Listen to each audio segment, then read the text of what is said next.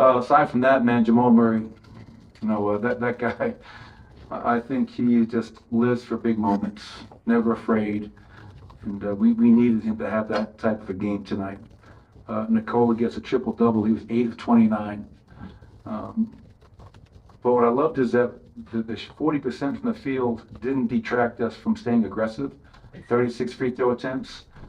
Everybody's tired of me saying it, but when we win the rebounding battle, we win +7, 20 fast break points, and we got contributions from a lot of guys tonight. And it's nice to get this series over with, and we can figure out who we play next. There's so many special things about Nikola, but what about his determination to just keep going time after time after time? Yeah, he's unrelenting.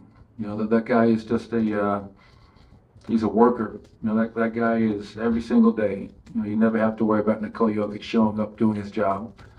His consistency, I think, is just, I marvel at that sometimes. He's able to play at this level as consistently as he does.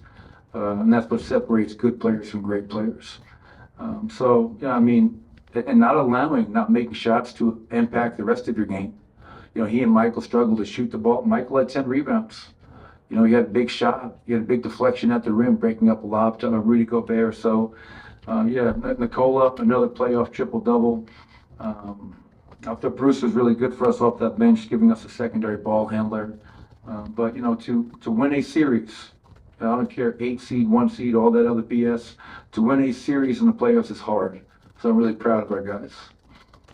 Michael, you mentioned Bruce coming off the bench. Obviously, KCP foul trouble tonight. How valuable is it to have Bruce, kind of that sixth starter you can plug in and play and trust to play nearly 30 minutes tonight? Yeah, it's so important for us.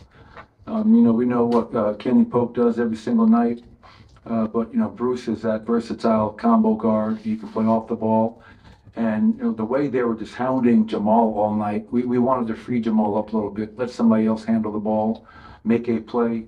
For Bruce to play 30 minutes and get to the foul line 8 times, 14 and 5, that's why it was such a valued signing during free agency.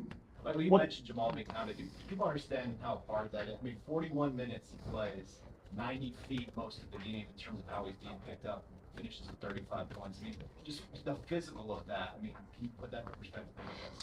Yeah, I think it's a really important point because, first off, give Nickeil Alexander-Walker credit. I think through their play-in games and this series, I think he's really made a name for himself. A guy that can go out there and be just really disruptive.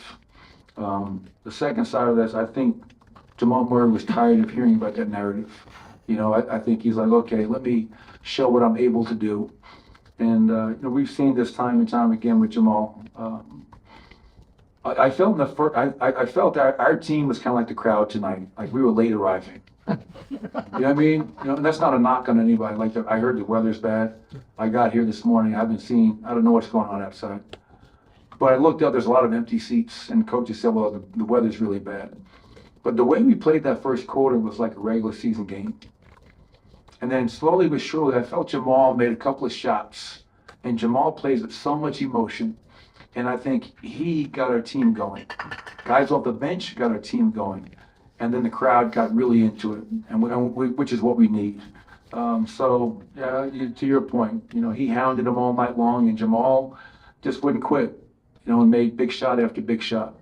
Were you surprised at all that you guys were a little sluggish to open the first quarter?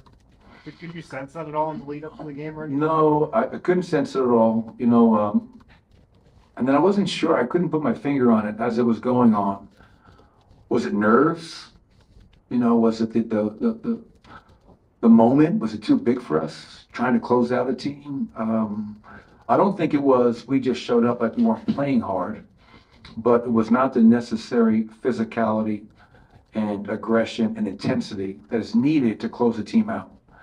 And I couldn't believe at halftime we're up by 1. I was like, wow, we just played that half and we're up by 1. And you look at all the numbers, and the only reason we were up by 1 is the foul line. The foul line saved us tonight. So I'm not really sure what it was, Harrison, but we'll get some rest, and obviously we're still alive and live to fight another day. Michael, there were also a lot of stops in that second quarter that picked up the intensity defensively. Looked like it picked up. Was that encouraging in a game that had best of times, worst of times, so it's kind of Jekyll and Hyde? Is that encouraging to see? Tell guys, again, like you preach, if your shot's not falling, let's get back and let's do what we got to do. Well, a really important point, as I told our players at the half, we had 11 fast break points in the first half, all in that second quarter. We finally, they had 20 paint points in the first quarter. I had one time out, I said, fellas, they're on pace for 80 paint points. That's ridiculous. Our physicality isn't where it needs to be. So now when we got those stops and the rebounds, that ignites us. And that's when we're at our best. I mean, we've been in the elite running team all season, and that has to continue. It's even more important in the playoffs because if you get caught just playing half-court basketball for 48, then teams can really implement their game plan and mess the game up. So, yes, I agree with you. Second quarter, running off of our defense was vital. Coach, how do you not dwell on those missed threes when so many are wide open? So it's like you need to mention it without, I guess, harping on it. How do you toe that line? Well, I toe the line by saying, are they good shots? I mean, if Michael Porter is taking good shots and he's missing them, I want him to keep shooting it because he's too good of a shooter. If now he starts turning down those shots, then okay, that's when we have a problem for me. It was great to see him drive the ball and dunk. That really got the crowd going. Made a big three off of a pocket pass spray, really good offensive possession. But I think even last game, I think we were 5 for 16 wide open threes. We're getting the looks that we want. Now it's a matter of obviously knocking them down. But if you're not making shots from the field and from the three, you got to work for second chance opportunities, 16 offensive rebounds. And as I mentioned already, the fact that we had 36 free throw attempts plus 20 in transition helped us survive that poor shooting. Michael, who was your defensive player of the game? And I don't know if you have an inaugural defensive player of the series, but who would that go to? Don't have that. I'll get back to you on that one. Not a horrible idea. I'll fax you. The DPOG went to Nikola, and could have given it to Bruce, a lot of other guys, but we tried to. This speaks to Anthony Edwards, and how young and how great that kid is, and how his future is scary bright.